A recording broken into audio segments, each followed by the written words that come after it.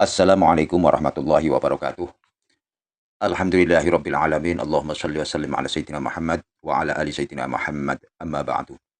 Pemirsa yang dirahmati Allah, syukur alhamdulillah. Salawat salam semoga selalu dan tercurahkan kepada junjungan kita Nabi Agung Muhammad sallallahu alaihi wasallam wa ala alihi washabihi ajmain. Pemirsa yang dirahmati Allah, marilah kita sama-sama ikuti dan kita dengarkan apa-apa yang akan disampaikan oleh Romo Kiai Haji Muhlason Rosyid, pengasuh Pondok Pesantren Jaya Baru, Bangsal, Mojokerto. Semoga apa yang disampaikan nanti bisa memberikan manfaat bagi kehidupan kita. Amin, amin ya robbal alamin. Alhamdulillahi rabbil alamin wa bihi nasta'inu ala umuri dunya waddin. Asyhadu an la ilaha illallah wa asyhadu anna Muhammadan abduhu wa rasuluh. Allahumma salli wa sallim wa barik alaihi wa ala alihi wa ashabihi ajmain, amma ba'du. Adanya kita dihadapkan Allah terkait a'malul jawareh. A'malul jawareh iku aktivitas kang bangsa zahiriyah, semata-mata hal itu untuk menguji terhadap kesetiaan ruh pada Allah.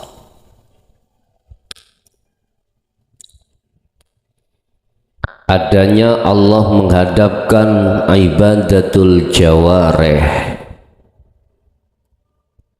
aktivitas-aktivitas yang berbangsa zahiriyah, semata-mata Allah menguji atas kesetiaan ruh pada hidup.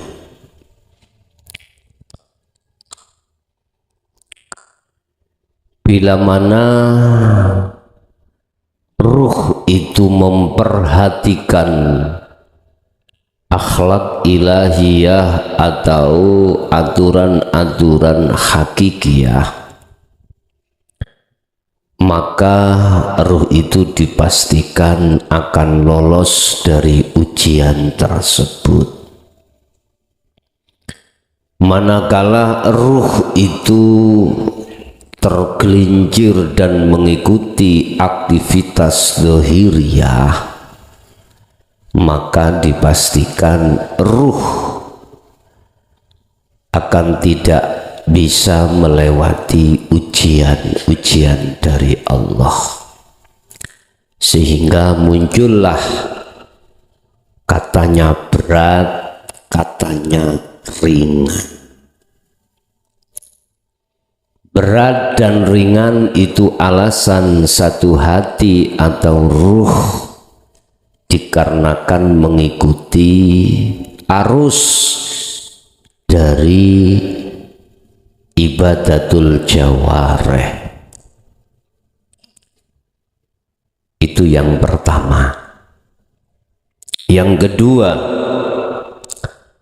Allah memberikan beberapa momen-momen terhadap ruh untuk sadar diri ketika saat ibadatul jawareh itu dihadapkan.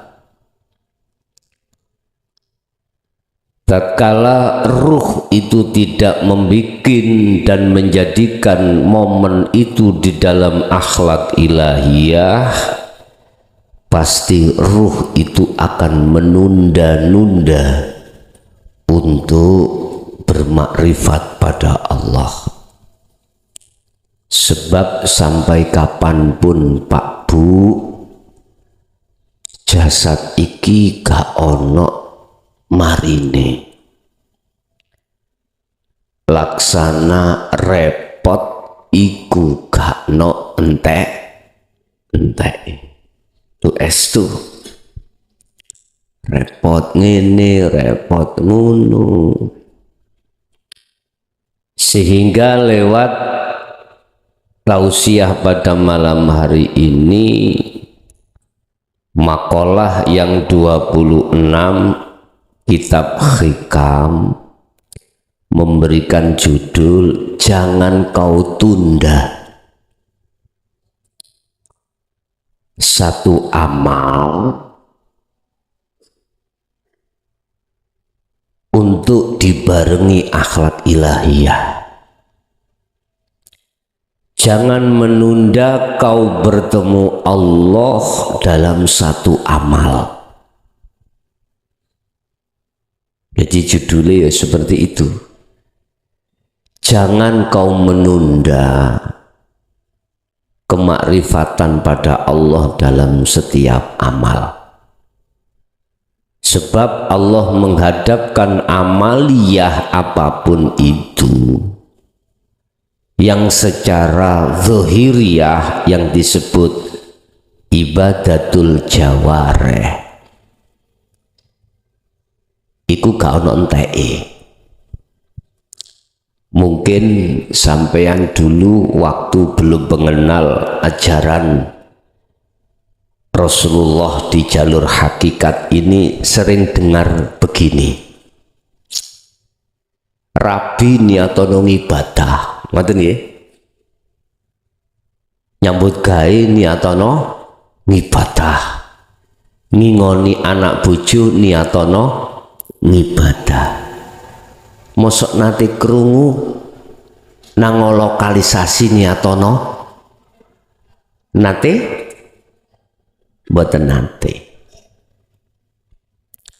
Hal-hal yang bersifatkan mubah, sunnah, bahkan wajib diperintah niati ngibadah. Yang katanya itulah makna daripada ayat yang mengatakan wa ma khalaqtul jinna wal insa illa liya'budun. Aku tidak akan menciptakan jin dan manusia kecuali hanya beribadah. Jadi dikongkon niati, apapun dikongkon niati ngibadah. Apa sih ibadah itu? Pandangan syariat iku ngibadah iku hal-hal yang bersifatkan api-api. Zakat, poso, haji, banget nggih. Terus nyambut gawe ngingoni anak istri dikongkon niati ngibadah, keterangannya juga ada. Nanti akan menjadi ngibadah. Sebab innama a'malu binniat. Terus aku takok, kuwi budana lokalisasi, niatmu apa? Ngibadah. Saged syariat jawab tidak termasuk, karena itu maksiat, gak boleh. Ngibadare nyangoni mbok rondo ya, wong sing angel golek tedanan nyangoni. Apa ngono? Iku kan burine lah ngono, ngarepe iku seksual, esek-esek jero suah. Mengapa di dalam hukum syariah tidak bisa? Pun salah paham lho Pak ya. Nek takoki bojoku nanti niat ibadah. Aku takok tenan ta. Sekarang saya terjemahkan ibadah secara hakikat itu bagaimana? Ibadah secara syariat itu baik akwaliyah, af'aliyah. Akwal itu ucapan, af'al itu adalah tindakan secara fisik.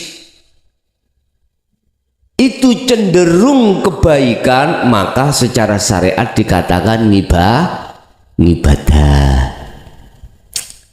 niat sedekah nang mbok rondo.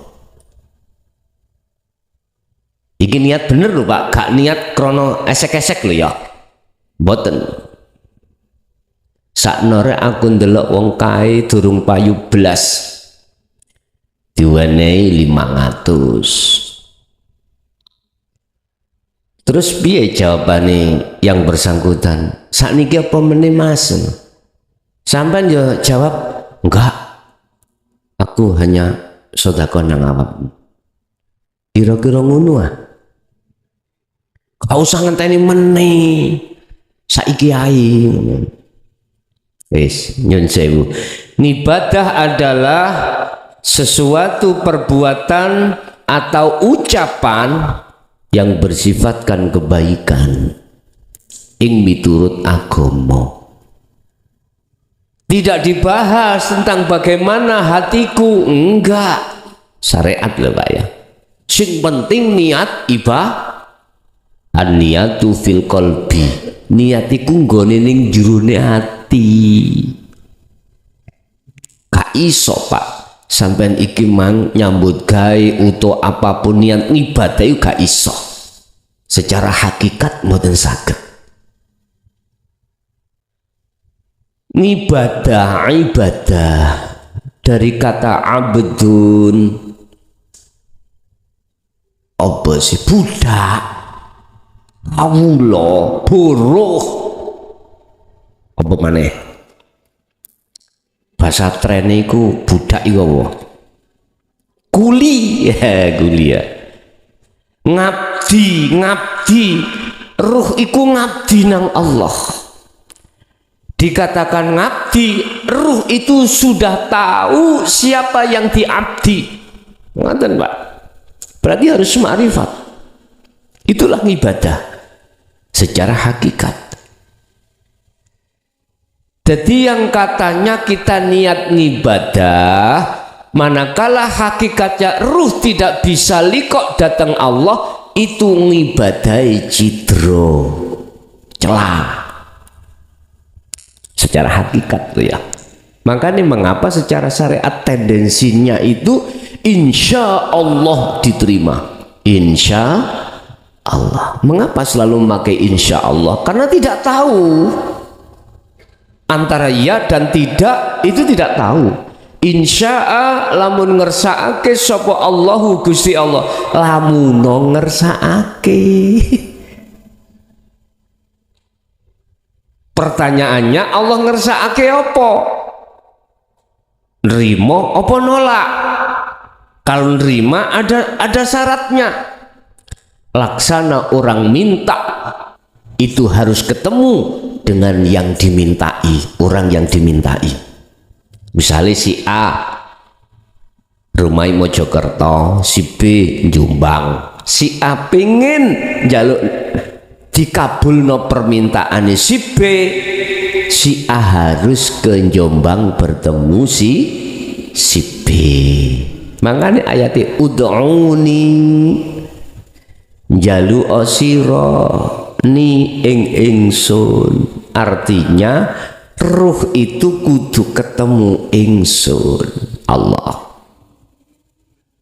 Harus. Apabila kau betul-betul mintanya ke saya, kata Allah, otomatis iki kalimat iku wis bertemu. Yo fastajib, mongko nyembadani sapa ingsun laku maring sira kabeh. Makanya aku sering ngeritik, boleh-boleh saja ada kaitannya kuwi nek njaluk pisan gak diwene, njaluk terus. Bila perlu dengan menang tak tambahi gulung-gulung tambah enak ngono. Percuma manakala tidak likok nang Allah mergae syarat mutlak diterima permintaanmu, kau harus ketemu menyang Allah. Ayatnya wis ud'uni wis jelas. Bapak Ibu hadirin jamaah rahimakumullah. Setiap saat dan waktu kita diberikan Allah dua momen. Apa? Momen sepi dengan momen rame. Jangan kau tunda. Tatkala Allah menghadapkan momen sepi untuk tidak bertemu Allah, jangan.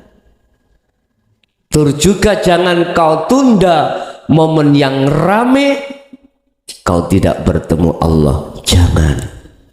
Jangan kau jadikan alasan ramai itu Anda tidak mau untuk menemui Allah alias menunda. Belum tentu nanti akan mendapatkan momen yang sama. Ojo. Jadi di sini makalah yang nomor 26 atau pasal 26 menghimbau terhadap kita setiap momen yang diberikan Allah gunakan semaksimal mungkin ukuran kemampuanmu untuk bertemu Allah. Bismillahirrahmanirrahim. Qala musannifu rahimahullah. Dawuh sapa Syekh Ibnu Athaillah. Wa nafa'ani lan mugiya ilmu yang diberikan Allah itu nanti menjadi ilmu yang bermanfaat. Ihalatukah utawi nundo siro utawa nyemayani siro al-a'mala ing piro-piro gawenan pekerjaan ala wujudil faroghi ngalahake ngatasi wujude nganggur. Ngene wis engko ae aku medhoi Allah nek wis nganggur, sebab saiki isih repot. Repot apa yuk? Nah, repot pedaan iki lho, aku arep nyambut manten. Sih Bu, kula asal tangklet ta. Asal nggih. Apa ose rias iku nek ngerias kok jam-jaman? Hah? Napa?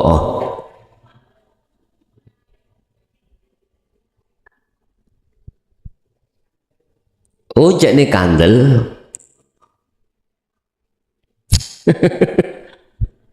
Nek prasaku lho ya, prasaku yo. Kayak dakocan. Prasaku lho ya.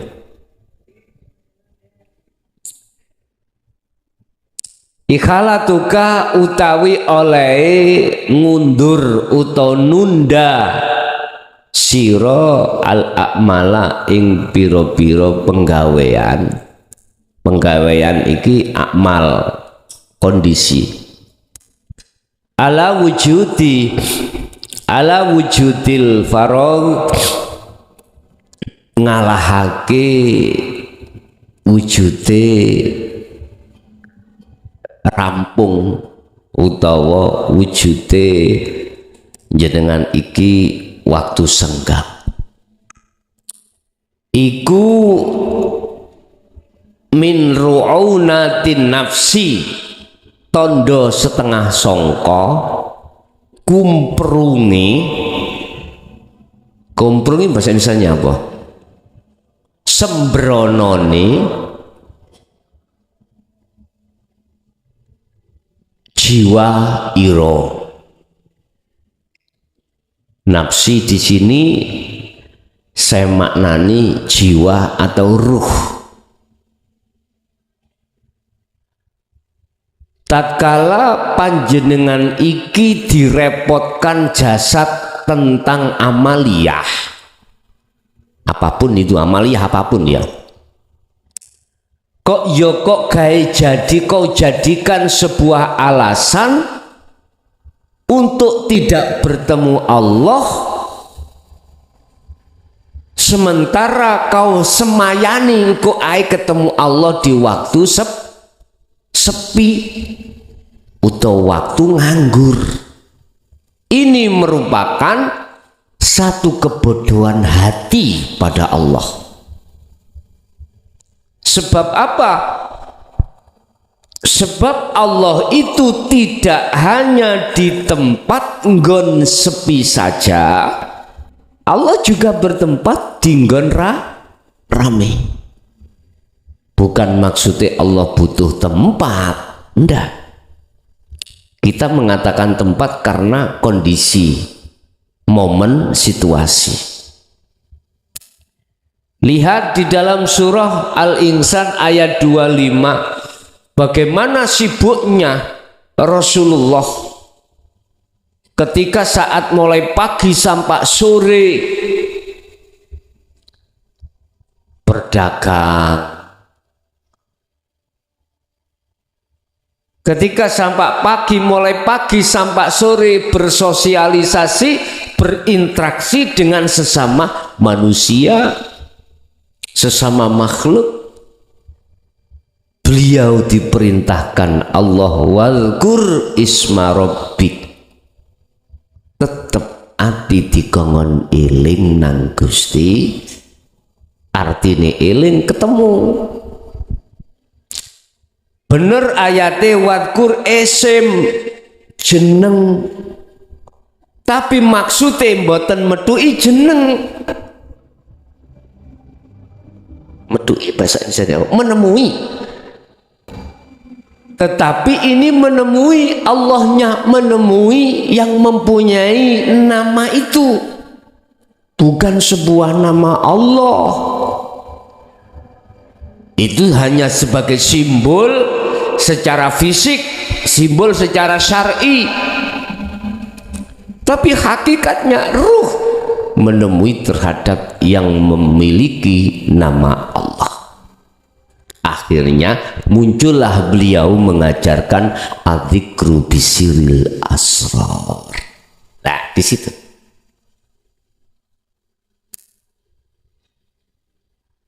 siapakah yang memegang zikir sirul asrar itu? Itulah yang dimaksud dalam surah Al-Baqarah ayat 256 yang mengatakan pegang teguhlah tali Allah. Ya zikiriku tali Allah, bukan zikir sembarang zikir yang sudah kita lewati di dalam tauhid la ilaha illallah dan la ilaha illallah. Bukan, itu hanya secara simbolis, itu hanya secara de facto, secara syariah, ibarat genderonya. Tetapi aslinya zikir yang menghantarkan hatimu untuk menuju dan bertemu terhadap Allah. Ternyata jawabannya itulah al-zikru bisiril asrar. Zikir yang sudah tidak mengucap, tidak bersuara. Berarti boleh dong zikir ini disebut miftahul jannah, pembuka makom musyahadah. Betul. Dulu Bu, kita sering-sering di jamaah yasinan istighosah kita melantunkan satu kalimat miftahul jannah la ilaha illallah. Lah gitu kan? Apa secara simbolis? Bukan. Silakan panjenengan itu secara lesan mengucapkan la ilaha illallah, tetapi ruh harus tembus, wusul, sambung, connect terhadap hidup. Silakan, itu lebih baik, monggo. Dan ini yang dikasihkan contoh baginda Rasul, memang seperti itu. Tapi ingat, Sesungguhnya Allah tidak melihat bangsa akhlak istimaiyahmu atau fisikmu ndak, tapi Allah hanya melihat bagaimana ruhmu itu bisa connect nang Allah apa ora di setiap amaliyah itu. Kadang-kadang Pak Bu iki dijadikan pelaku-pelaku sing ora butuh ambek pujaan wong, ora butuh ambek sanjungan orang. Mereka memakai spekulasi. Apa spekulasi? Wah, laku dohir akmal iki mungguh wong liya ora genah, sing penting atiku iku lungguh likok bertemu Allah. Ada yang pelaku yang seperti itu, dan itu tidak salah. Saya pun tidak akan pernah memberikan kesalahan, tidak. Kalau toh memang betul-betul seperti itu. Contoh ya, Jumat itu ada berapa tahap? Sing budal dhisik oleh unta. Nah, jadi akeh wong duwe unta tapi gak roh. Ngono. Nggih. Tahap demi tahap ada yang mendapatkan petik jago, terakhir ndok tok. Kapan itu dapat telur? Dikomati lagi budal oleh ndok. Muniku tak takoki, jawabnya pinter. Kang nopo sampean kok selalu seneng ndok? Gus, langsung diuntal sehat. Daripada kula oleh unta sesuk iku repot golekno suket. Ono jawaban, gak salah toh? Gak salah. Monggo sak kersa. Dia nggak ingin dipandang orang sebagai orang yang solih, orang yang bagus. Ada pelaku yang seperti itu, Pak. Di mata manusia sekiranya bagaimana orang selalu membenciku, supaya saya bisa menetapkan sifat hakikatku sebagai hamba. Itu tidak mulia, tidak baik, mati dan lain sebagainya.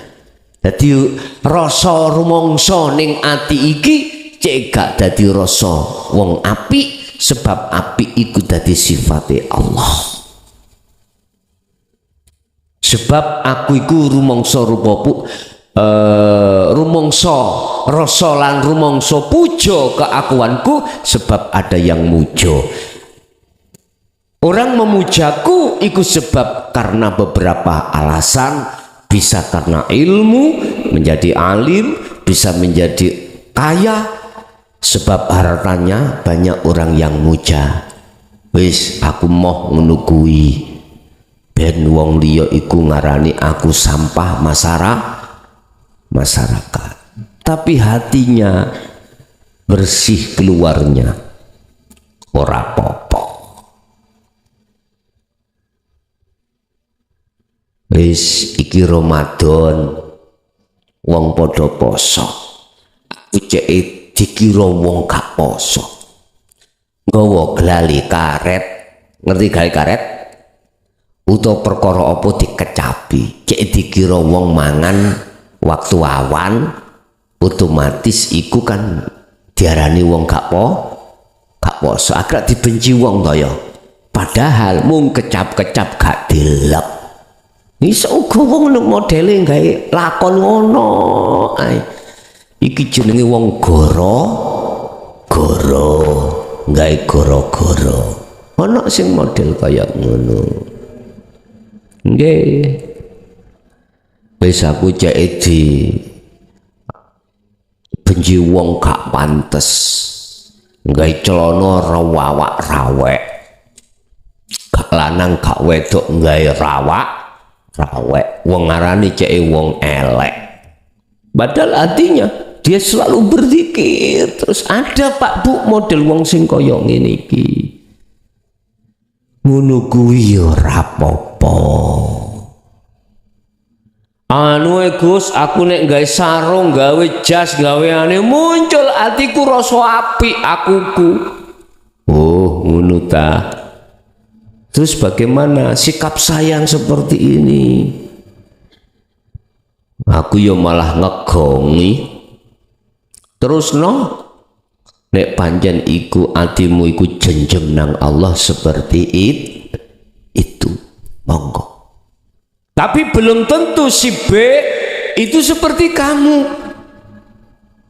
Justru ketika saat secara fisik gendero iku berkibar, secara syar'i iku tambah patuh, terus hatimu terjaga dari perkara yang dilarang Allah, iku yo gak salah. Sing penting gak usah padon binadon. Paham nggih? Padu-paduan.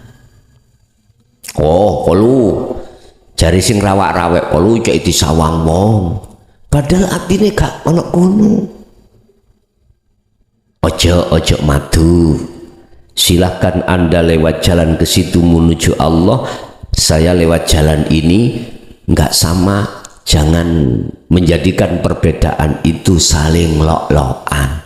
Justru nek saling lok-lokan iku tondo yen dirimu iki ndok ta rek. Oh, tuh tak kira ndok memang. Justru kalau dirimu masih gegeran tentang masalah jalan dikarenakan beda, itu menandakan kita masih jalan di tempat. Paham nggih? Di situ Pak. Wis kembali ke materi. Gak oleh nundo momen-momen waktu itu, maksudnya apa? Wis Allah menghadapkan momen saiki sepi, jangan kau jadikan sebuah alasan. Aku lebih suka nangoni momen sing rame, sehingga momen sepi tidak kau manfaatkan untuk beruzlah bertemu Allah. Ketika kita dihadapkan Allah momen rame, jangan kita berasumsi nanti aja kalau sepi bertemu Allah, sehingga di dalam uzlah umum utawa momen sing rame itu tidak kita jadikan sebagai lahan untuk bertemu Allah. Jangan. Motivasi saya, gunakan semampumu, baik momen sepi atau momen ramai, untuk bertemu Allah. Kuncinya apa Gus? Satu, sibukkanlah hatimu untuk berzikir sirul asrar. Jangan sir saja, jangan. Jikalau sir saja, kemarin saya pas ngaji di Jember itu ada jamaah torikoh, ya, tidak tahunan, puluhan tahun. Mungkin oleh karena beliau itu selalu mengistiqomahkan hatinya, sibuk dzikir sir, belum mengenal sirul asrar. Apa? Mungkin yang melihat YouTube tadi malam itu bisa dilihat tangan gerak di ngomong sak ngomong dan lain sebagainya. Sempat ditanyakan, apa itu? Tak jawab, yo apa ini? Apa itu? Yo apa ini? Karena masih berkelimbungan di Nurul Iman, berkelimbungan di zikir sirul di zikir sir. Itu tempatnya tauhid, la ilaha illallah, dia jauh, mangkane jauh. Allah itu jauh, dia kan jauh Pak Bu. Kalau boleh saya lakukan, saya katakan itu bisa jadi faktor dari sebuah ilmu hikmah, faktor dari sebuah karomah, yang karomah datang sebab istiqomah, istiqomah tentang aurat atau wirid atau zikir yang tidak bisa langsung sambung nang hidup. Saya nggak tanya, tapi saya katakan, pasti Anda belum ada sirul asal. Jawabnya iya. Semuanya itu akan hilang dari dirimu manakala kau melepaskan zikir jahar dan siri, cukup bagimu sirul asrar. Bahaya Pak, zikir jahri kali siri itu bahaya kalau tidak disertai sirul asrar. Kadang sirah jenengan ngeluh, kadang awak panas dan lain sebagainya. Tapi kalau Anda sertakan sirul asrar, netral itu, netral. Kita lihat apa fungsi daripada sirul asrar, adalah menghujamkan terhadap ruhmu untuk hanya beriman pada Allah. Inilah nanti yang akan membentuk jiwamu itu yang tadinya ada rasa takut menjadi tidak, rasa khawatir menjadi tidak, rasa gelisah menjadi tidak. Itu mriki. Akhirnya kemarin saya sudah katakan, kunci kemusyahadah adalah adzikru bisiril asrar. Boleh lisan mengatakan la ilaha illallah, tapi asiru zikir sirul asrar ada penterjemahan dari la ilaha illallah, bukan ucapan itu. Pengamalan dari sebuah penterjemah maksud la ilaha illallah di situ.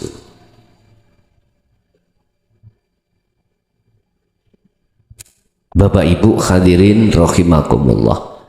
Jadi kesimpulannya, apa tiap saat dan waktu tiap hari panjenengan ikut dihadapkan Allah, momen-momen hanya dua, sepi dan rame.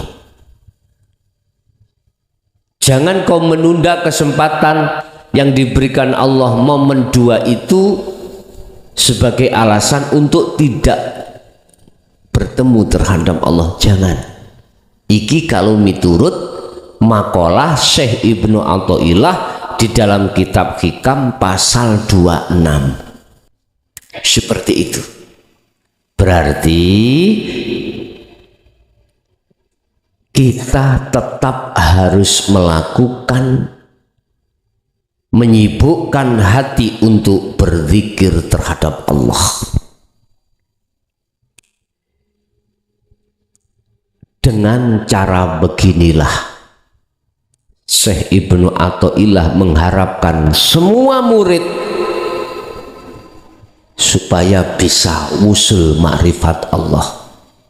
Bahkan di dalam pasal yang lain beliau katakan, manakala tidak ada tanda-tanda hatimu makrifat pada Allah, maka biryadati wal azkar, mempengo sira, trenggina sira, semangat sira kau melakukan riyadhah dan zikir. Riyadhah berarti riyadhah itu ada kaitannya dengan jasad.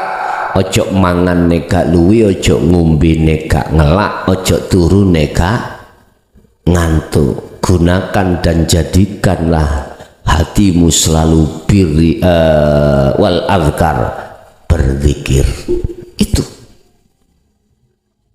makanya dikongkon gak oleh apa sembrono dengan waktu di situ.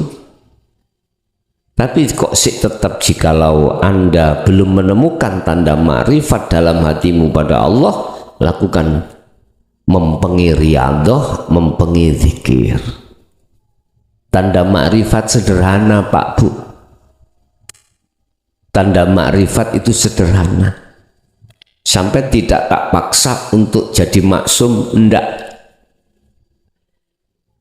Jenengan namung kewajiban kula adalah ngetutno walaupun sak detik, rong detik, sak menit makrifat nang Allah.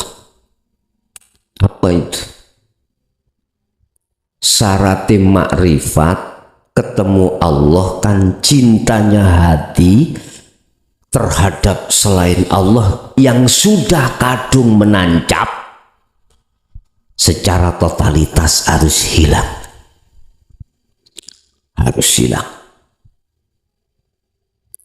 Dalam waktu sekejap, walaupun hanya 1 detik. Caranya bagaimana? Encapkanlah sirul asrar itu dalam hatimu. Urusan kok ketemu Allah kapan-kapan nih, momen kapan-kapan nih, bukan urusanmu, itu ranah Allah. Cukup bagimu untuk melaksanakan zikir tersebut. Asli nih Pak Bu, di Konriado itu ya penak, setengah songkong ngirit, tidak menghambur-hamburkan sesuatu. Ojo mangan nek gak luwe. Sebab penake mangan iku bukan terletak pada masakan sing serba mewah, bukan. Letak enak nikmati mangan iku nek weteng lu. Sampe delok sampe nek poso ngono kae. Magrib iku masih toh sambel korek iwak tahu tempe. Bayuh sak layah entek dewi. Nikmat toh? Jangan dianggap orang yang masuk keluar depot. Wah, sak porsi ae katakanlah 300.000. Iwak ya rawan-rawan. Jangan harap beliau-beliau itu nikmat dalam makanannya. Belum tentu. Makan yang nikmat itu manakala makan bersama Allah, bersama kekasih sejati. Nikmatnya luar biasa.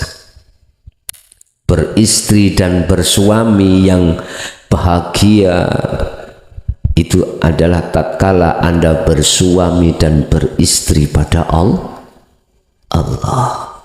Bagus nek ngono bojoku tak buake ae nek ngono. Ya gak ngono, jero bojomu ya ana Gusti Allah. Lah nyapa? Temui Allah di dalam istri dan suamimu. Ada di situ. Gus bojo ngowoceh ae. Wis sampak pegel kula. Apa maneh kula nek badhe budal ngaji Sabtu no dijak nang alun-alun diselintungno. Mergae bojo kula mboten sepaham kalih kula. Iku lak ya momen. Tarik dhewe. Kuwi ditarik ya kudu narik. Tarik-tarikan. Wis. Bapak Ibu hadirin jamaah rahimakumullah. Kula niku nek dipeseni mak biyen wis dadi wong sing ngalah. Ngalah tentang bab napa mak? Semuanya ngalah. Ternyata tak jawab. Akhir-akhir panjenengan kalih kula niki nek wis detik-detik tentang ngalah iku pahami nek ana arepe musyahadah. Ngalah kersane ngoten wis ngalah kok awakmu ngalahi kersane. Ternyata begitu. Awak dhewe gak usah melok-melok tadbir. Awak dhewe gak usah melok-melok urusane Gusti Allah. Arikh nafsaka minat tadbir. Dawe ngoten. Udah sumelehno atimu tentang ngrumangsani ngatur, sumelehno. Enjoykanlah dirimu dari merasa ngatur, sebab apa yang ada dirimu sing ngatur Gusti Allah. Kuwi nek ngalah otomatis nafsumu kalah. Kuwi nek ngalah mesti nafsumu kalah. Oh, ngaten. Bapak Ibu hadirin jamaah rahimakumullah. Dari berbagai apapun yang dihadapkan Allah, kadang-kadang kita kan alasan, Pak. Alasan untuk tidak ke Allah itu kadang-kadang kita jadikan alasan. Contoh, ini contoh. Anak tuturane wangel. Ya. Tuturane wangel. Wonten anak sing seperti itu. Kadang garwa kita tuturane angel. Kadang-kadang seperti itu. Manakala dihadapkan ya, momen yang seperti itu, kita kan boleh susah untuk bertemu Allah. Karena alasan kita itu nuturi nang anak. Dikongkon sing becik ora gelem. Akhirnya kita kecolongan di situ oleh nafsu kita masing-masing. Berarti kita belum memasrahkan persoalan itu terhadap Allah secara totalitas. Belum. Sehingga ketika kita itu sudah pasrah betul dalam satu momen, rasaning atiku mak plong, penak. Tapi ada momen yang kita belum bisa memasrahkan pada Allah, artinya kita merasa kita yang ngatur. Niku ya, pada saat itu hati sik buntu, rasanya abot.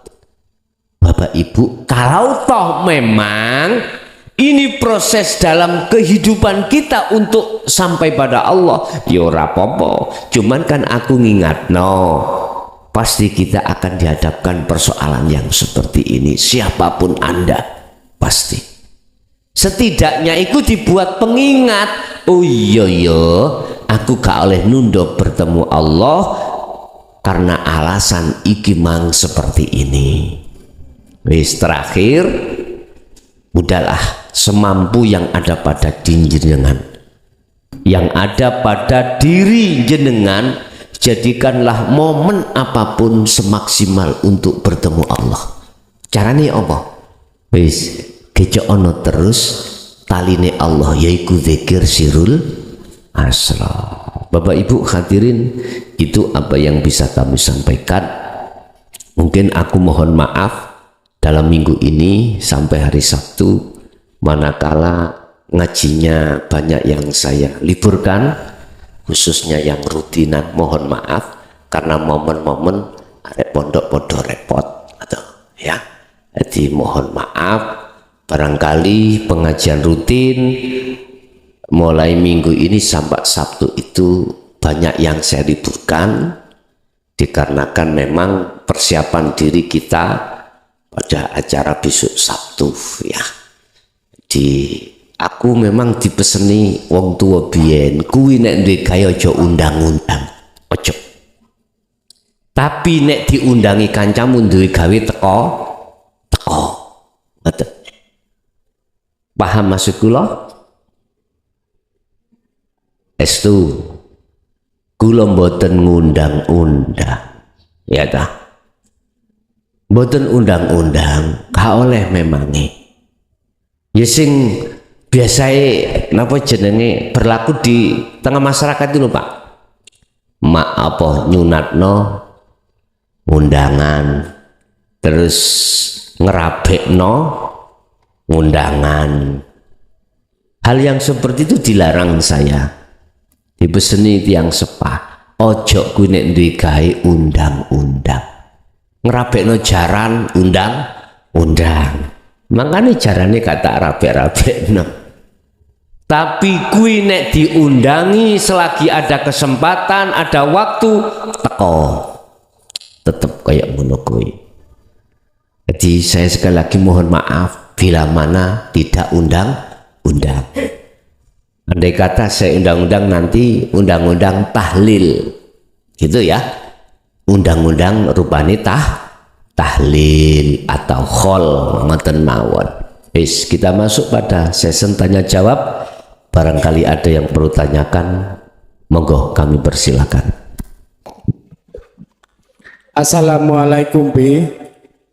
Kula badhe tanglet. Juhud sing istiqomah niku napa tepat waktu? Kados jam 12 malam harus jam 12 malam.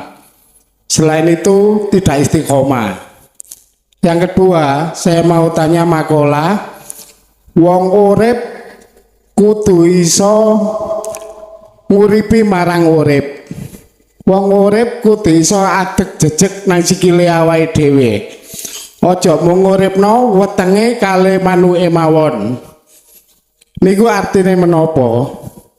Sampun ngoten. Assalamualaikum warahmatullahi wabarakatuh. Waalaikumsalam warahmatullahi wabarakatuh. Istiqomah itu macam-macam. Dalam pandangan syariat, istiqomah itu sesuai dengan waktu yang seperti panjenengan katakan.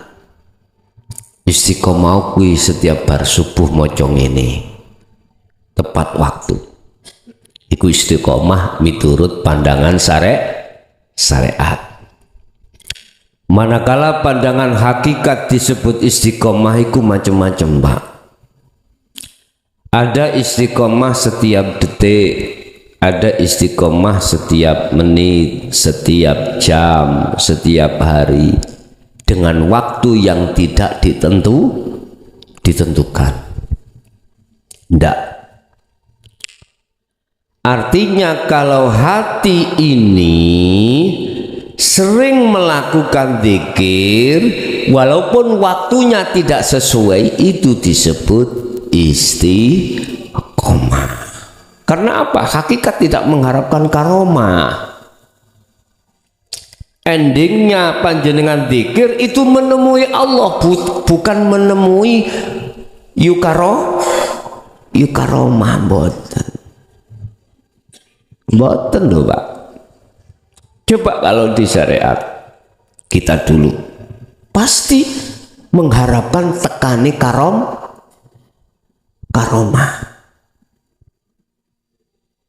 Sebab karomah datang sebab istiqomah.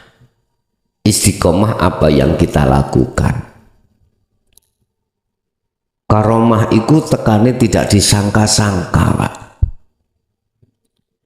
Itu lo wong latah, koyok wong latah. Orang latah itu tahu latah ya, bahasa Indonesia ini latah itu nopo? Yo latah. Oke. Wong latah itu karena terbiasa, kebiasaannya apa ngono akhir muncul. Lalu kebiasaan hatimu berzikir, ya berzikir. Iku wong latah. Jadi munculi latah iku mang disebut karomah disebabkan karena istiqomah. Istiqomah apa? Mbok kuno. Ya apa sing dilatahi? Apa sing dilatahi? Satu contoh. Misuh. Oleh karena misuh iku mang sering kau gunakan di setiap momen apapun, kaget dengan sendirinya akan misuh. Berarti itu sama. Jenengan iki ngistiqomahno zikir. Kaget utawa apa wae mesti muniku. Iku namanya karomah.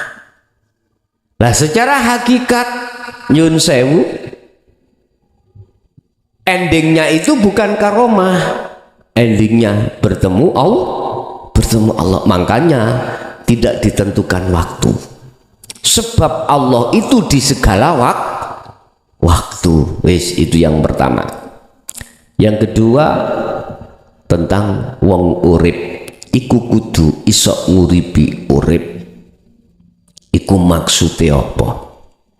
Wis tak klarifikasi. Nek maksudnya wong iku gak ono wong iku urip. Sifate wong iku iku maut, mati. Tapi maksudnya bapak emang wis paham kula. Sing dimaksud wong urip iku wong sing atine urip nang urip. Di situ. Sapa wong sing atine urip menyang urip, yaiku man arafa nafsahu faqad arafa rabbahu. Wong sing wis makrifat menyang Gusti Allah.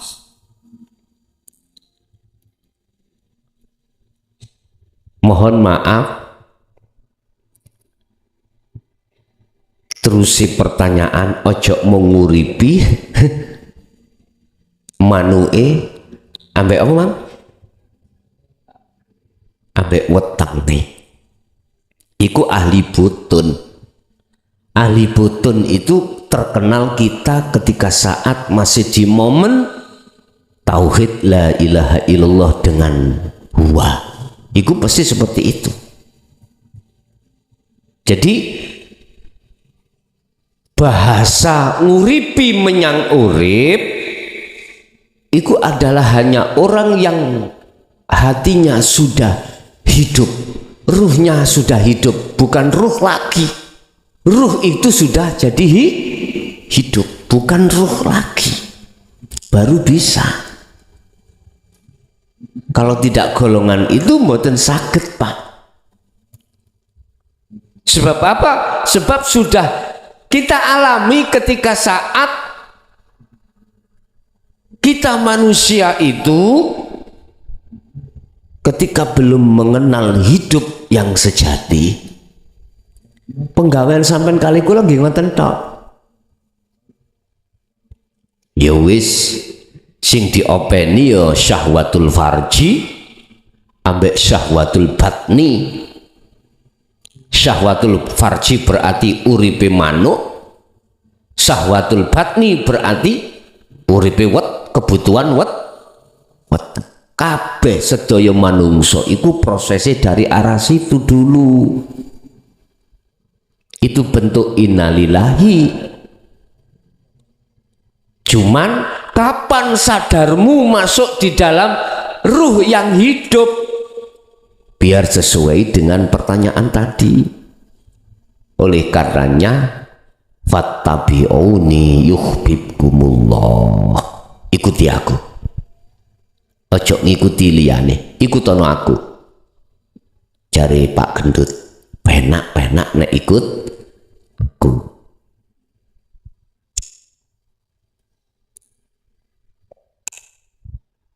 Fattabi'uni, yakni dak nun mutakalim iku kemana? Bahasa syariat iku nang Rasulullah, ikuton aku.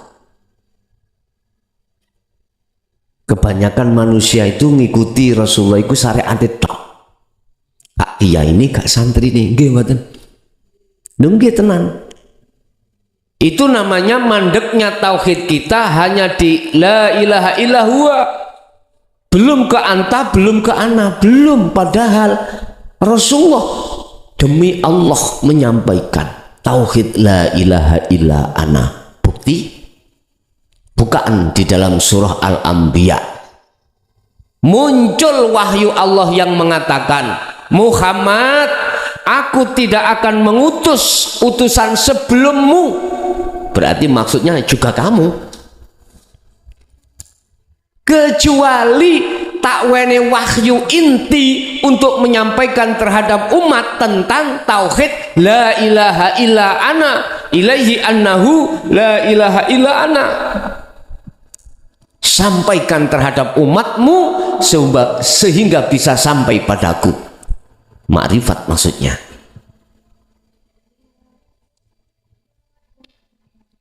Sitah nek umpama Rasulullah gak menyampaikan tingkatan tauhid ini, lah apa muncul ayat di dalam Al-Qur'an? Jikalau tidak disampaikan, tidak diperintahkan Allah, nggak mungkin wahyu ikut turun. Sebab setiap wahyu turun ikut ada asbabun nuzule, sebab-sebab turunnya wahyu. Apa sebabnya? krono banyak di antara jiwa manusia, ruh manusia itu terseret di dalam jurang hawa nafsu. Akhirnya turunlah ayat itu. Ini sih gak percaya ya, bahwasanya Rasulullah juga mengarahkan, noto, ngajarkan, memberikan petunjuk tentang hakikat makrifat. Ya mohon maaf, saatos-atosi watu iku sik kena dikepruk Pak, nggih. Tapi nek saatos-atosi ati nyun sewu susah untuk percaya, susah untuk menerima. Sebab Allah katakan innalladzina kafaru sawa'un 'alaihim a'anzartahum am lam tundirhum la yu'minun. Ada Pak golongan ahli kitab iku dikandani ping piro ae sampai sing ngandani ku tidak hanya gurune iku tetap tidak percaya. Dikandani atau tidak dikandani tetap tidak percaya.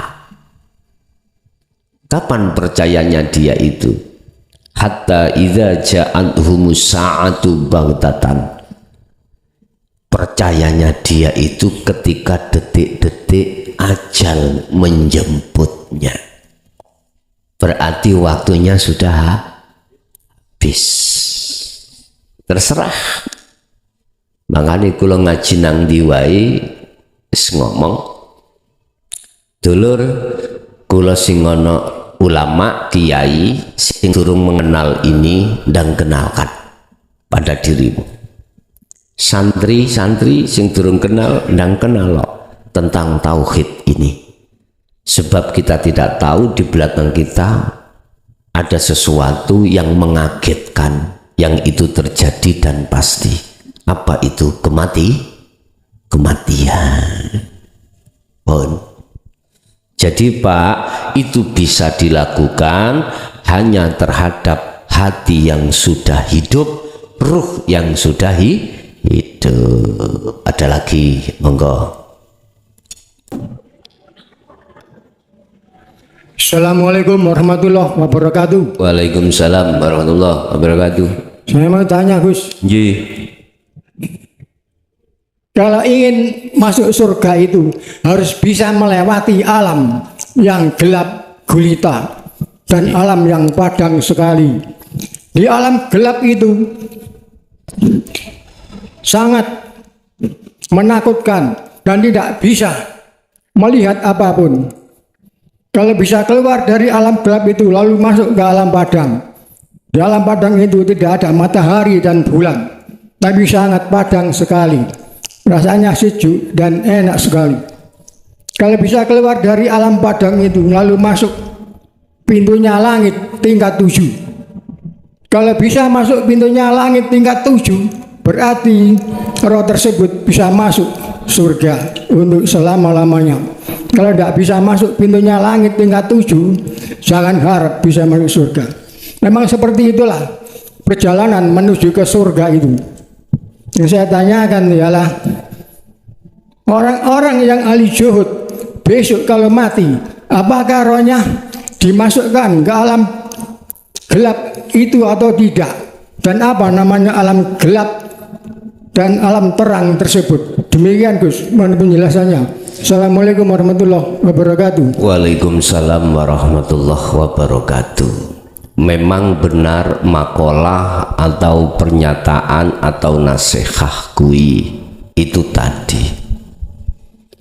Kita masuk di surga itu tidak semudah kita membalikan tangan. Maksud dari alam gelap adalah duniawiyah ini Pak. Ning dunya iki. Ning dunya, di dunia inilah alam kegelapan. Dikatakan gelap akan menggelapi jagatnya hatimu. Allah katakan wa zuyyina linnasi hubbus syahawat. Ketika ruh itu diletakkan di dunia, batasnya kapan Pak? Akil balik. Mulai saat itulah kita itu mengenal duniawiyah. Artinya mengenal ada satu keinginan hati untuk mendekat dan bercinta terhadap duniawiyah. Sehingga jangan heran sing laki suka wanita, sing wanita mencari laki. Apalagi zaman sekarang gampang chat, setting, macam-macam. Kayak TikTok, gak mungkin tangi turu langsung TikTok kan, gak mungkin. Jelas berai dhisik, gak sing lanang gak wedok. Ben disawang sedap, ora ngoten nggih. Sing nyawang ben tertarik. Iku seluruh manusia, Pak. Tanpa terkecuali, seluruh manusia mengalami proses yang seperti ini. Pertanyaannya, ketika di dunia kau sudah lepas dari kegelapan atau tidak? Ini jawaban dari pertanyaan nanti. Apakah ahli syuhud akan mengalami kegelapan dulu? Itu pertanyaannya.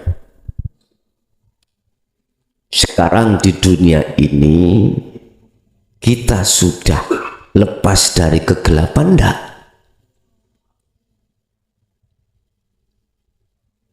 Yang dimaksud kegelapan itu bukan di alam dunia ini tidak ada cahaya lampu sinar matahari, bukan itu alam kegelapan. Alam kegelapan adalah alam di mana hatimu, ruhmu tidak bisa menyatakan nyatanya Allah. Kan sudah dikatakan huwal awwal wal akhir wal zahir wal batin. Aku iki ya ono setiap masalah. Aku iki ya ono jero ya ono jebo. Yang orang kejawen mengatakan kosong iki. Antara saya dengan dirimu ini kan kosong. Ya iki wujudnya Allah. Gak salah. Mengapa kita mengatakan kosong? Karena memakai mata zahir. Utumi suhagrek.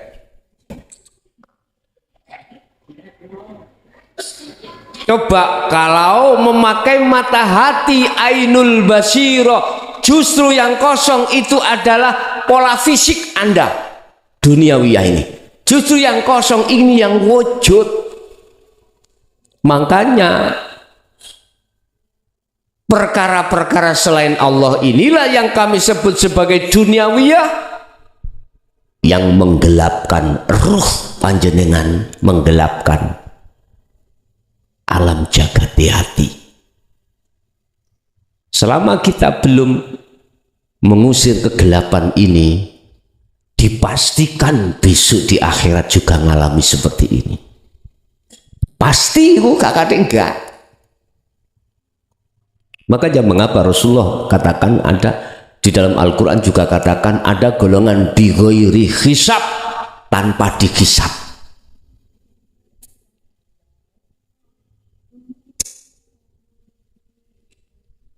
Bendera dangdut apa enggak?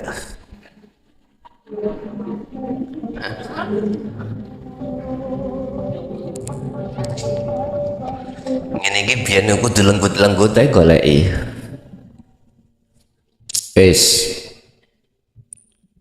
Masalah perkara bagaimana caranya untuk keluar dari kegelapan sudah diberikan cara, baik secara Al-Quran pun juga ada, secara hadis pun juga ada, bahkan makalah-makalah dari ulama sufi sudah Cuman kitalah umat manusia yang tidak mau memperhatikan, sehingga mayoritas besok di akhirat akan dilewatkan alam kegelapan.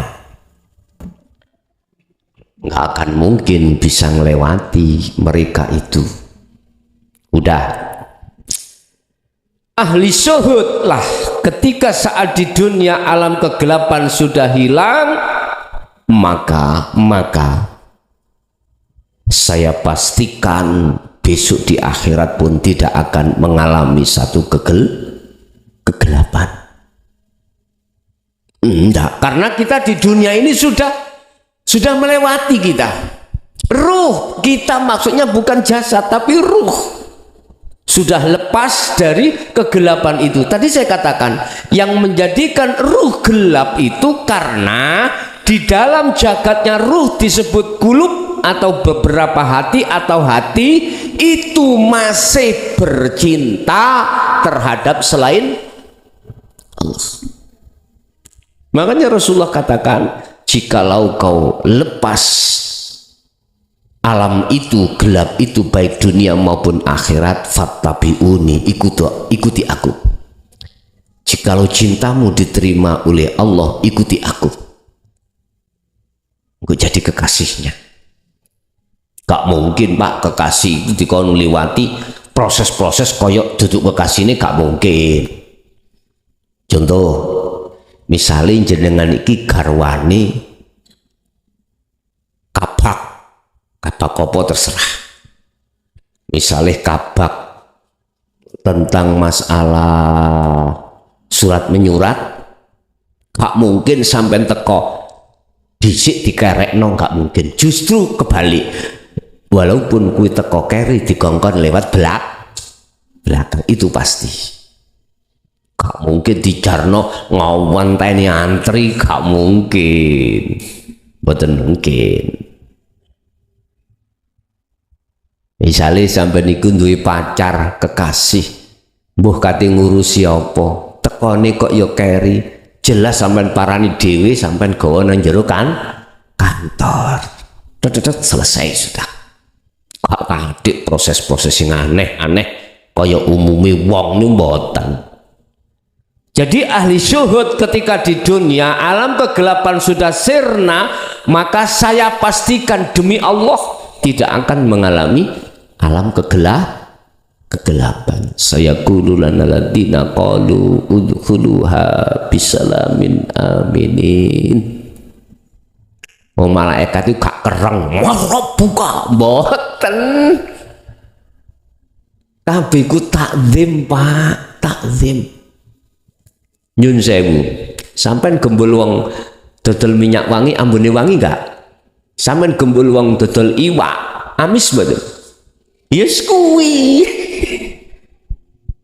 Ya wis kuwi. Kekasih sampean datang, anu Mas, aku ambek nggawa konco. Yes kok mlebu, gak mungkin. Ditolak, gak mungkin. Sing ngantri kate esuk Pak, ya Allah. Seperti itu. Lo duduk kekasih ini, gawane kekasih lo katut pisan. Seperti itulah. Apalagi kekasih. Jadi malaikat gak wani tekok sing aneh-aneh. Karena apa? Sudah dapat rekom. Bolehlah kita di dunia ini ketika menghadap pada presiden ada protap itu aturan. Tapi yang datang kekasih pasti nggak ada protap. Semuanya tahu itu kekasih Allah. Malaikat itu tahu kekasih Allah. Gak wani. Eling tak ceritane Abai Syekh Abdul Qadir Jailani ketika beliau iku menghajat ambek istrinya. Malaikat teko arepe mundut nyawani. Akhirnya bagaimana? Ampun toh.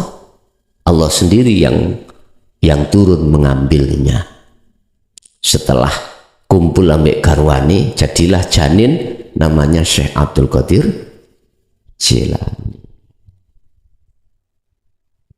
Seperti itulah ahli syuhud ketika saat di dunia yang betul-betul sirna cintanya terhadap Allah, sirna cintanya terhadap selain Allah, maksud saya, dia pun itulah yang dikatakan dalam satu ayat, yuhibbukumullah, Allah menerimamu, menerima cintamu sebagai kekasihnya, wa yaghfir lakum dzunubakum, dan semua kesalahan baik secara jasmani maupun ruhani bercinta terhadap selain Allah, wa yaghfir di ngapura, sebab innallaha ghafurur rahim. Mula nek dadi kekasih ojo dengan sengaja berkhianat. Nek kui berkhianat tidak disengaja, wa yaghfir lakum dzunubakum wallahu ghafurur rahim. Maha pengampun. Sicil beda ya, kalau memang disengaja beda lagi. Hukumnya itu beda di mata Allah. Aku yakin orang-orang yang sudah mengenal dan menerima dinut tauhid, artinya hakikat nuju ma'rifat ini, pengennya itu mau petal ati nang Allah. Lah ngoten nggih? Sedaya ingkang rawuh baik di majelis maupun di luar majelis ini, nggak ada hati pengen melalaikan Allah, nggak ada. Pengennya terus nang Allah. Tapi tidak seperti itu kenyataannya. Artinya suatu saat kita itu dihadapkan perkara itu sehingga lalai terhadap Allah. Maksudnya lalai kita, hati tidak sadar kalau semuanya itu yang berperan Allah. Alias hati ini masih iman menyangka yang berperan selain Allah. Lah bentuk yang seperti ini bagi panjenengan aku yakin nggak ada unsur sengaja berkhianat Allah, enggak. Sehingga mengapa Allah mengatakan innallaha ghafurur rahim, Maha Pengampun, karena enggak disengaja. Berarti harapan dia di ngapura. Beda kalau kita memang sengaja. Sengaja nih ngeraru mongso sengaja.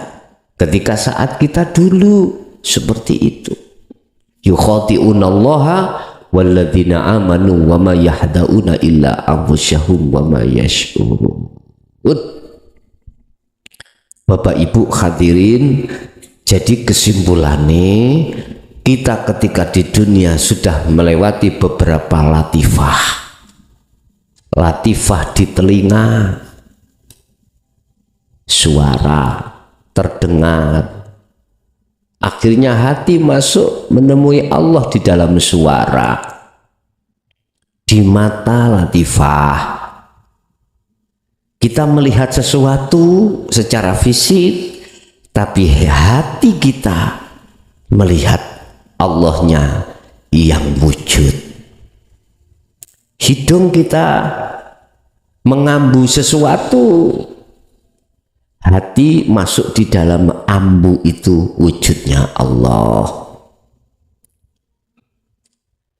Lesan kita latifah berbicara, hati masuk dalam sifat kalam latifah itu, ada Allah ditemui, ada latifah depan dan belakang, kita juga masuk hati atau roh itu di situ.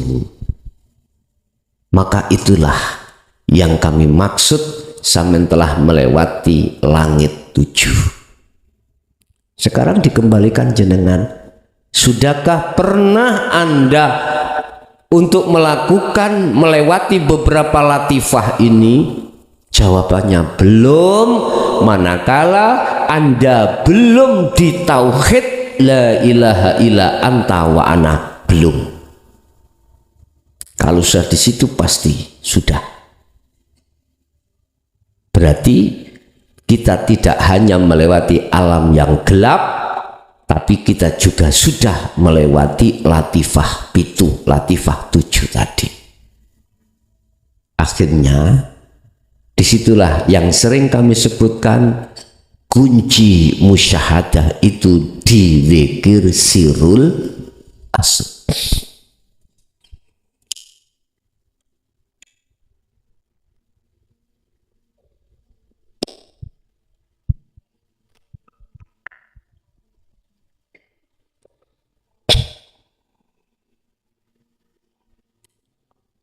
La ilaha illallah.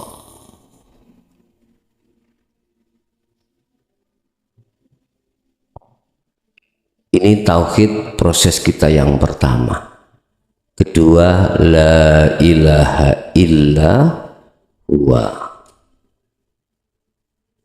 Kedua-duanya itu dihukum syariah dan thariqah. Inilah yang kami sebut sebagai dzikir jahri dan siri. Inilah golongan ahli hijab. Jangan tersinggung Anda.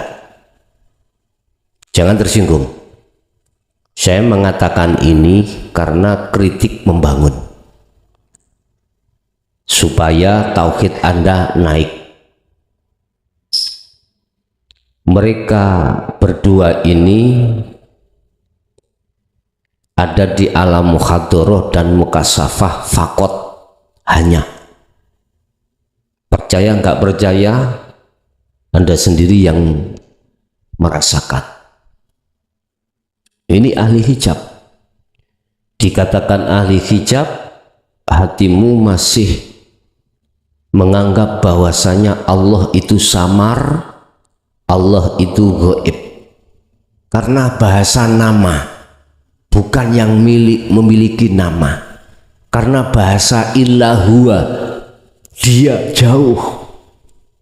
Makanya sampai ditakoi tentang Allah, opo jari sing ngecat Lombok. Isyarah tanganin duding mendukur ke atas. Gak mungkin opo jari sing ngecat Lombok duding menisor, gak mungkin. Seperti itu dulu kita, ya. Lantas tauhid yang berikutnya illa anta.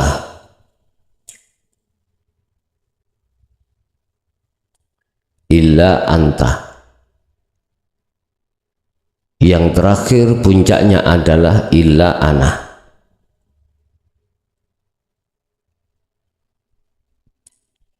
Di dalam tauhid illa anta, disinilah akan dikembangkan, akan dibuka rahasia-rahasia kuncinya musyahadah.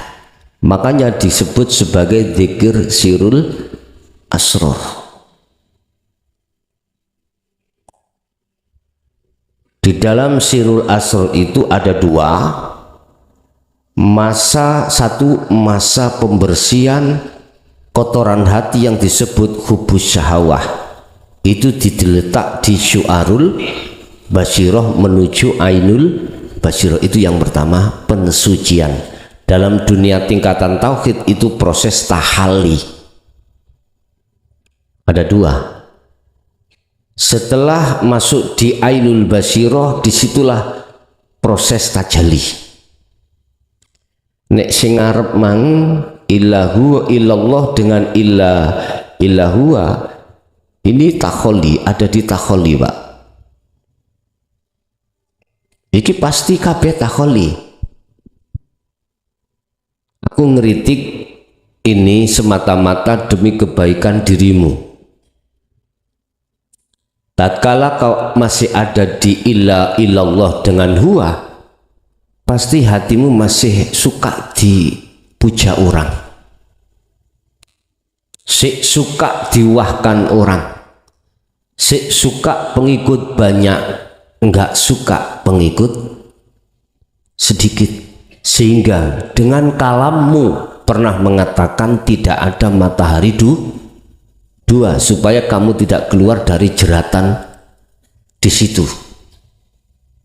Muncullah bahasa kualat, dan lain sebagainya. Itu propaganda aja. Mohon maaf loh ya, mohon maaf. Saya hadir di tengah-tengah ini untuk mengkritik jiwamu supaya kau lepas dari jeratan nafsu yang selama ini Anda belum bisa lepas.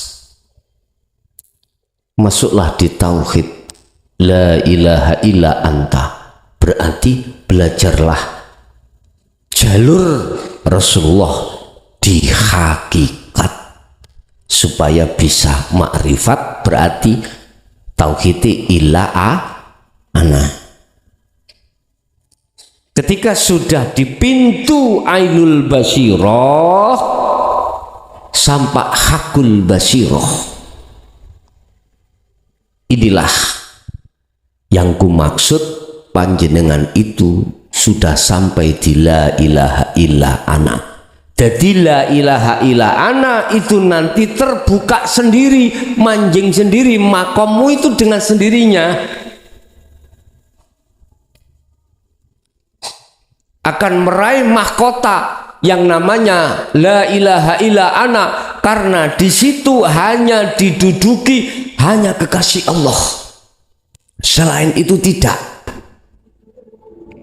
Kekasih Allah itu tidak harus dari nasab keturunan yang baik-baik kata orang, bukan. Walaupun anak hasil nyenuk, ngerti nyenuk mboten? Balon, ngerti balon? Repot iki rek nek iku berarti kopimu kurang kental, dolenmu kurang adoh, ngono iku. Bisa di situ meraih sebagai kekasih Allah, tergantung sistematis mengikuti ajaran Rasul apa ndak. Kali gitu aja, gak usah sampai pesimis, aku anak haram gak iso aku nujut. Awakmu itu diapeki ambek nafsu dalam dirimu. Awakmu nafsu juga ngapeki terhadap kita yang katanya nasabnya itu bagus, akhirnya rumongso api awak ya itu berarti kena apek nafsunya sendiri. Yes. Jadi ranah Allah jangan kau ikut campuri. Mana ranah Allah? Memperjalankan ruhmu ketika zikir itu masuk dalam pintu ainul basirah, bahkan sampai hakul basirah fana'ud dzikri. Itu urusannya Allah. Sing penting awakmu lemesno atimu, sibukno atimu untuk mengumandangkan zikir sirul asrar. Urusan Allah sendiri yang meletakkan di dalam ainul basirah. Paham? Sebab ketika Anda mengumandangkan sirul asrar, itulah pelepasan keakuanmu yang berzikir. Tidak hanya keakuan hamba makhluk selain dirimu, tapi juga termasuk dirimu. Udah, nanti Allah sendiri menganggap cukup kamu duduk manis di syu'arul basirah, akan dipindah sendiri ke ainul basirah. Paham ya? Oke. Udah, ada lagi? Silakan. Jadi kesimpulannya, ahli syuhud tidak akan mengalami alamul ghaib ataupun alamul ghuyub, enggak. Alam-alam yang gelap atau alamul zulumat, enggak akan. Karena apa? Matanya tidak buta. Lanjut, ada lagi?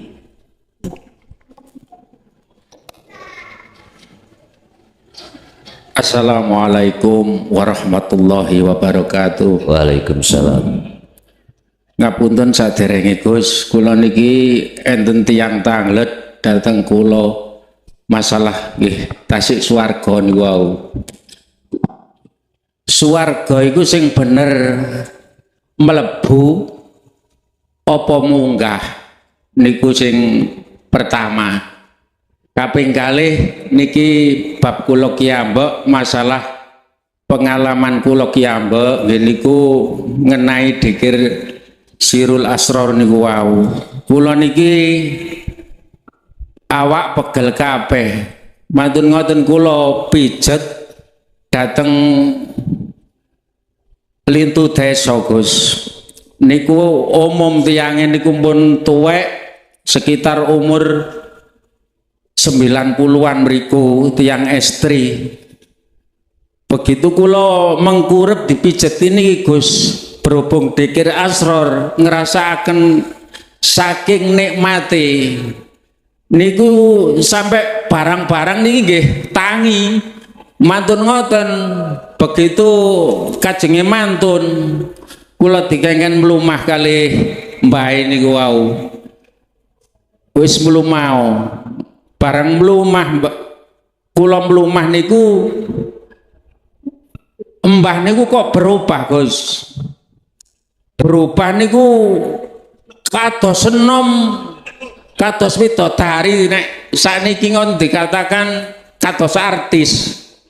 Dadi kula malih ya napa nggih, wonten ngoten pun mantun kula nguasaken niku mboten sadar Gus, kok malih enom, tapi mriki kalih dikir rasa. Mantun ngoten diteblek kisut malih kula. Wis mari nak ngoten niku tiyange berubah malih tuwek malih. Dos pundi ngoten niku Gus? Niku mawon ingkang saged kula aturaken nyuwun gunging pangapunten ingkang sagung-agungi. Assalamualaikum warahmatullahi wabarakatuh. Waalaikumsalam warahmatullahi wabarakatuh.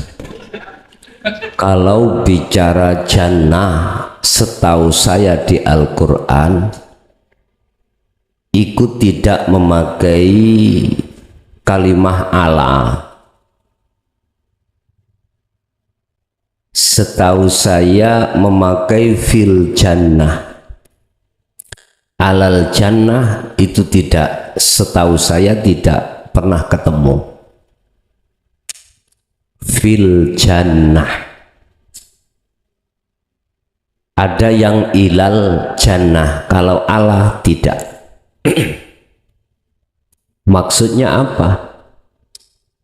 Nek fil jannah iku melebu. Ya, melebu. Nek alal jannah mengalahkan, berarti ngedoh. Berarti apa? Ada yang lebih tinggi lagi. Ngepehno jannah. Nek ila memang naik. Tinggal suku kata soihul kalamnya bagaimana. Ada kalanya ila, ada kalanya fil jannah, ada kalanya naik, ada kalanya masuk. Tinggal suku katanya atau bahasa nahwu disebut soihul kalam. Bahasanya bagaimana? Kalau memakai fil jannah, masuk di dalam surga, berarti dia sudah di pintu surga. Itu yang ku maksud kasaf maknawi. Berarti sudah di pintu surga. Kalau ila itu masih jauh, naik jauh. Itu berarti bicara kasab, berarti kasab suwari. Kasab suwari. Kasab di mana hati kita tidak ada koneksi terhadap Allah, tidak ada. Itu yang kami sebut sebagai ahli hijab. Duduknya di taholli, tauhid taholli. Mesti ngaku-ngaku kehambaannya. Tapi kalau sudah fil jannah, itu ada di Sirul Asror Syu'arul Basyirah. itu proses tahalli. Kalau sudah di dalam surga itu, kalau sudah di Ainul Basyirah, berarti sudah di dalam. Kalau masuk di dalam, berarti itu kita di pintunya, sudah dekat. Kalau sudah di dalamnya al-jannah, maka itu Ainul Basyirah, Hakul Basyirah, otomatis dizikir fana'ul dzikri, itu otomatis sudah. Jadi tinggal soihul kalamnya Pak, tinggal status kita. Kalau status kita ditakholli, pasti memakai ilal jannah, masih jauh Pak. Tapi kalau kita sudah di tahalli bahkan tajalli, itu sudah fil jannah, di dalamnya. Udah, itu yang pertama. Yang kedua, terkait kejadian yang langka. Coro iku pertanyaan sing menohok. Iya. Wong tawek kok yo ketoken? Apa sebab? Nyuwun sewu Pak. Kalau nafsu farji iki, syahwatul farji, iku wis gak kuat. Ngerti gak kuat nggih? Mentok. Masih wedhus ya digar. Ku ngomong wis mentok lho ya. Wis mentok. Aja maneh wong tuwek. Dadi tuwek ketoke nom. Iki bahasa sarengat seperti itu. Cuman nggak bijak loh kalau saya tidak berbicara juga dari si hakikat, sehingga bisa mengambil mengambil makna dari semua kejadian itu. Ngeten Pak, memang kalau hati ini betul-betul syuhud pada Allah lewat sirul asrar, apa yang tadinya nggak enak kita rasa itu jadi nikmat. Makanya gak heran apa yang tadinya tua renta menjadi seperti dari biasa. Sebab di situ diterangkan orang ahli syuhud, hati yang selalu koneksi terhadap Allahnya, baik ketika saat dihadapkan perkara qobdi maupun basti, itu tidak ada masalah.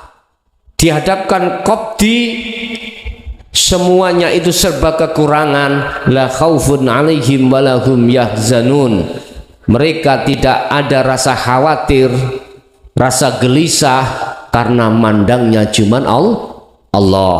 Tatkala dihadapkan pasti, dengan kepastian itu tidak akan khawatir dan juga tidak ada rasa takut ataupun gelisah, akan bisa merubah karakter hati, kesugihan itu terhadap dirimu pada Allah. Itu ahli syuhud itu dideleh sugih ya gak ndadekno lali nang Allah, dideleh nang gone perkara melarat ya gak dadekno lali nang Allah, alias susah, khawatir, gelisah, tidak. Itulah karakter sebetulnya ahli syuhud. Ada lagi? Sampun cekap. Ila hadratin Nabil Mustafa Rasulullah sallallahu alaihi wasallam wa ila jami'i man dzukira lahumul Fatihah.